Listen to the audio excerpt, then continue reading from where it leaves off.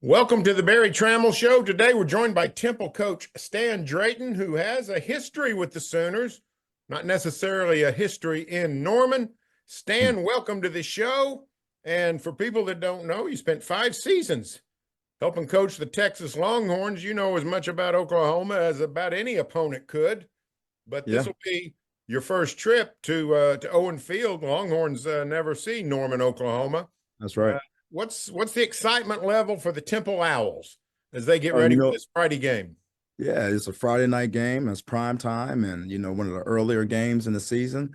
It's going to be great notoriety for our football team, an opportunity for us to put our body of work on display. That alone is very exciting. We know that Oklahoma has a ton of pageantry. They have an unbelievable and loyal fan base that supports that program, and those are the things that are uncontrollables for us, right? So we're gonna really lock in to the best of our ability and try to focus in on us and really embrace the opportunity that we have to play a quality opponent such as Oklahoma. It's your third year in Philadelphia with the Owls. Tell us about the Temple job and what attracted you to Temple um, coming out of Austin, Texas. Well, Temple has always been one of those jobs that I've always looked at from a distance. They were always a team that found ways to get the job done with less than their opponents. And there's been times where they put teams on the football field that were competitive with teams like, Penn State, Notre Dame. And, I never forget watching those teams, the grit that they brought to the game field every week. And this is something that I've always enjoyed watching, and it kind of fits my personality, as a coach, is to, define yourself in gritty situations. That's where the character is built, and having a team that carries on an underdog mentality a lot of the times, right? And go out there and put on a good performance for their fans and for the people to see. So this is my second time interviewing for this Temple job, so I really held this in high regard. I lived here in Philadelphia back in 95, 96 is when I got here. My wife and I got engaged here in Philadelphia, and we embraced ourselves into the community here in North Philadelphia back then. So this is always something special about this place, the grit that it carries, the mindset, the former players. There's a huge alumni base that stays involved with the program. There's a lot of pride of people who went to school here. And I just wanted to be a part of something like that. And Temple gave me that opportunity. So I'm very grateful. Well, when you look at Temple, did you go back and study the history and see where and how the success occurred? Matt Rule had really good teams. Al Golden was a winner at Temple. Going back to the 80s, Bruce Arians, people forget. Bruce Arians was the head coach at Temple, went on, of course, to be a Super Bowl winning coach in the NFL. What were the key ingredients to making Temple a winner? Just staying in line with what we call around here Temple toughness, getting, self-motivated individuals to join this program. They love ball, number one. They're trying to make a difference in their lives outside the game. So they take their academic piece very seriously, and what those guys have done a phenomenal job of is taking, not so much the sexy pick, the 5-star guy, and developing young men to being pro football players. You know what I mean? And it requires grit, it requires discipline, it requires tradition. For these young men to follow, it requires a legacy that some of those coaches that you mentioned have left here at Temple. And so, yeah, I've had an opportunity to talk to Al Golden. I have had an opportunity to talk to Matt Rule, and I've had an opportunity to talk to players that Bruce Arians have coached, to really hone in on the vision that I have for Temple, but to also make sure that I stayed aligned to the very fabric of what makes Temple tough football team to play on a competitive Saturday or Friday in this case. What do you like about where the Temple program is after 2 years? 2 struggling years, but you knew it was going to be a rebuilding job. What do you like about where the Owls are today? But we were able to, by way of the portal, opening up and things of that sort, to be able to add the depth, add some experience in certain spots, to add, some size and speed. Those are some of the intangibles that we needed. But also just, again, being able to have the experience, the playing experience of guys by way of the portal, to come into your program and fill your depth chart. That's where we're different now. Not to say that those first 2 years weren't productive in a sense. We hit the high school recruiting heavy my first year here, to make sure that we tied into our recruiting footprint, which was very heavily expressed to me by people like Matt Rule and Al Golding, and Bruce Arians as well, who really filled this team with Jersey kids, Pennsylvania kids, the DMV area. So we had to really make sure that we put our hooks back into our footprint in regards to recruiting that way, but to also cast a wider net in the next 2 years recruiting, to hit some of those junior college kids by way of some of the portal kids. Some of those portal kids are from the footprint and decide to come back home, and happy that they saw Temple as being a place that can be their home. And so all that being said, I just think that the recruiting opportunity is made this roster a lot different than what people are accustomed to seeing from the past 2 years here at Temple. And we're just waiting for the results to show as a result of that. Of course, it's a landmark season of college football, 2024, maybe the most unique season since the forward pass was legalized in 1906. Sure. Right. Massive conference realignment. The American a little bit, but the American Conference pretty stable compared to most.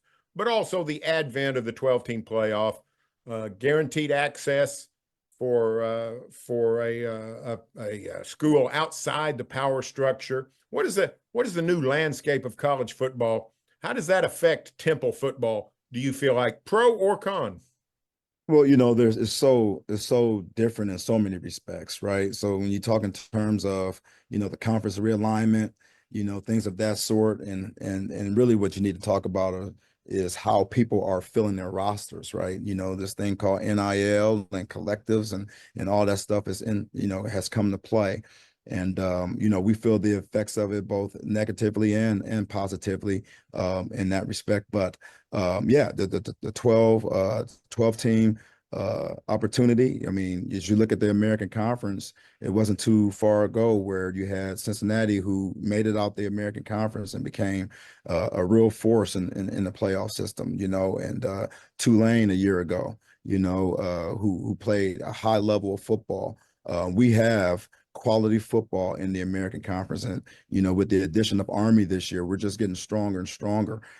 So no, I just think that it's phenomenal to be able to give somebody outside the Power Four conference an opportunity to compete in that playoff series. And I think that there's going to be a quality opponent that comes out of the American Conference that's going to be worth the conversation every single year. And it just gives you, a little extra motivation, a little extra chip on your shoulder to really, prepare your team for opportunities like that, right? So, the landscape is changing for sure, and we're just trying to find the right lane for Temple, right? And we're gonna live in that lane and kind of tiptoe on the edge of it and find ways to make this program better as the landscape continues to do what it's doing.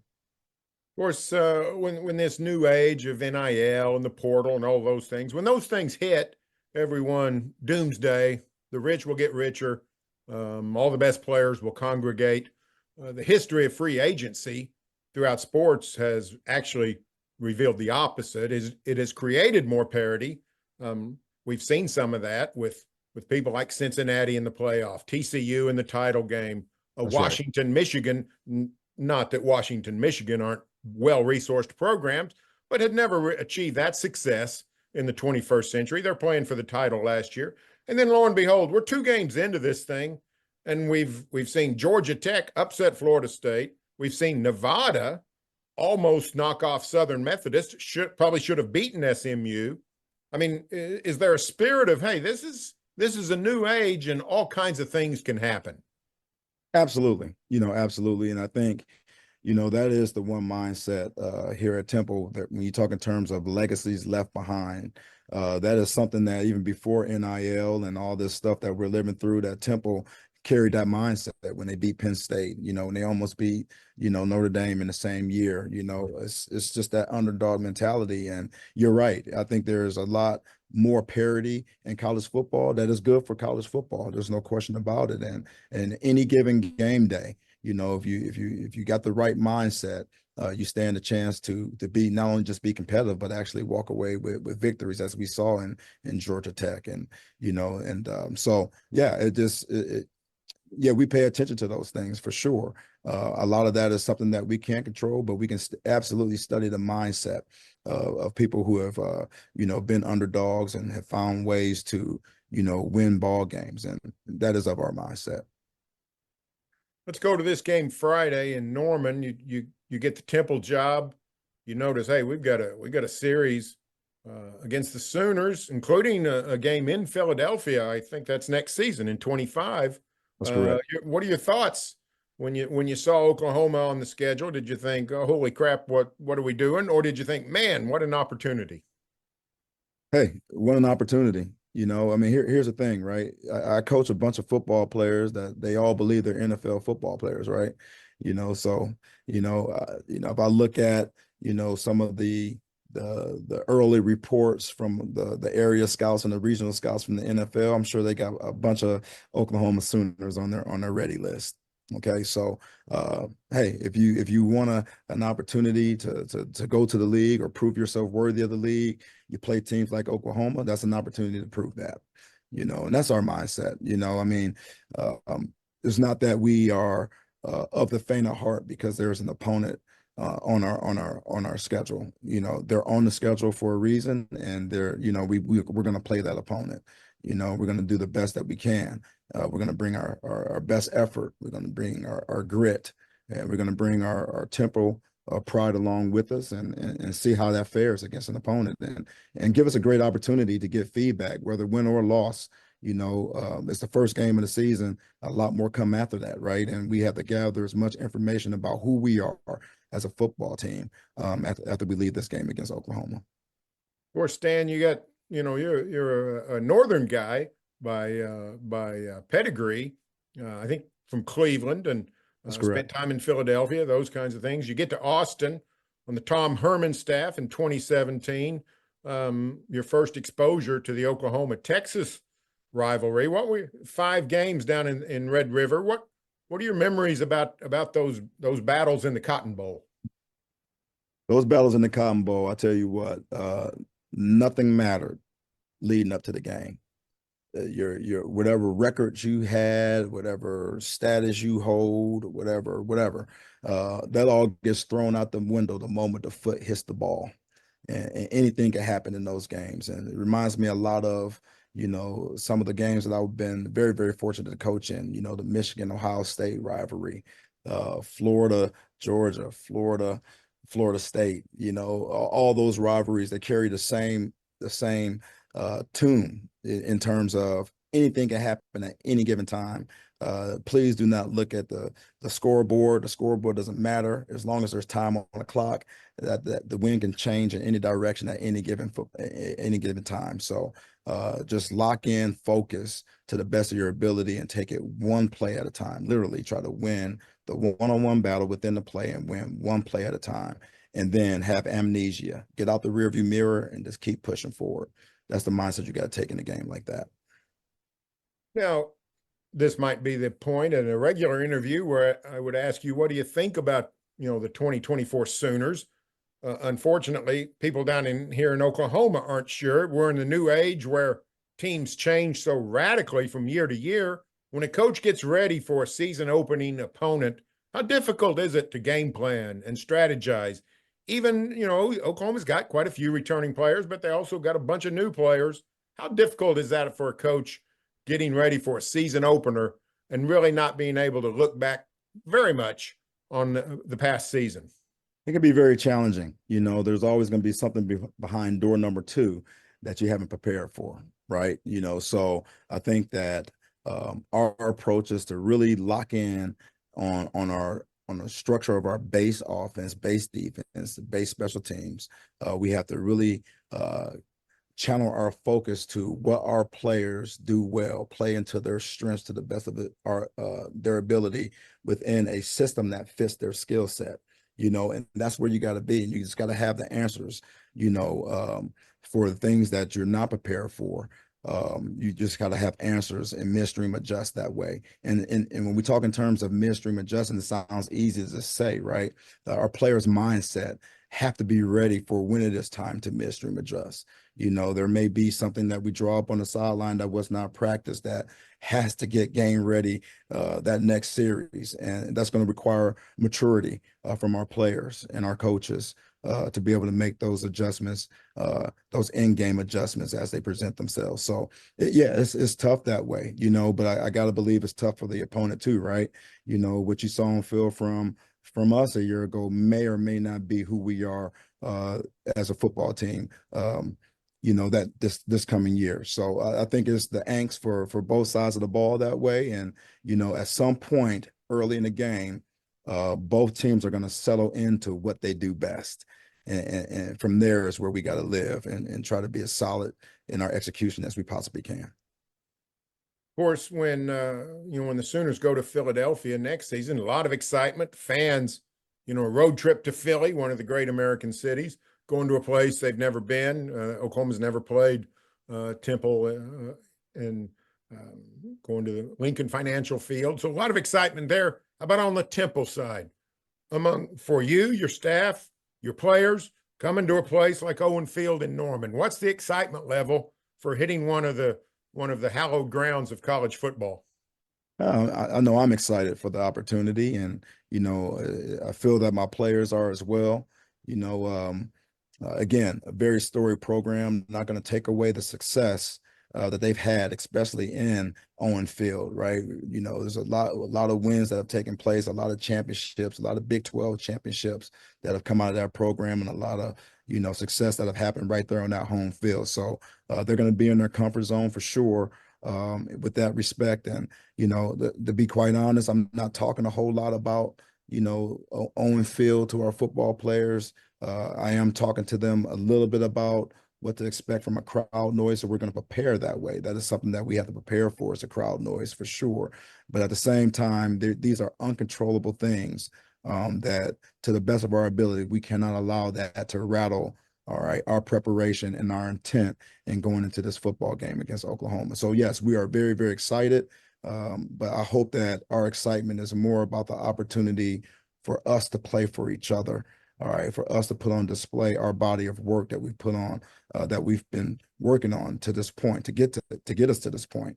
I hope that becomes something that our players are most excited about as we approach this game, any game after that. I hope that we can maintain a focus, eliminate distractions, but at the same time enjoy the opportunity to play a game. When you look at your football team, to whatever level, what you can count on, what do you see as the strength of the 2024 Temple Owls? Well, the one thing I can say that's been the most consistent, from winter until now, is our effort, our attitude, and our toughness has shown up every single day.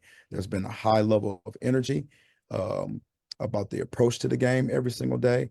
I could count the loafs on one hand from our football players. They love the game. They love each other. And I think that is something that, when you compare the love that we have each other to talent, who's going to play for each other the longest, and I feel as though that can be a strength. It's not game tested yet though, right? But it is something that I've seen, on a consistent basis every single day. Those three things, our effort and our attitude and our toughness, have not wavered. And I've tried to throw monkey wrenches at them. I try to create adverse situations for them. I made it really, really tough for them. And those three things continue to show up. So that for me is a positive indicator of the type of team that we can become. And I'm excited to see it on display, to see if it's real or not. Well, Stan, that's all we have time for today. We sure appreciate you taking out a few minutes here on game week, and good luck Friday night, and enjoy your trip to Oklahoma. Thank you so much, Barry. Thank you. I appreciate Thanks a you. lot. All right.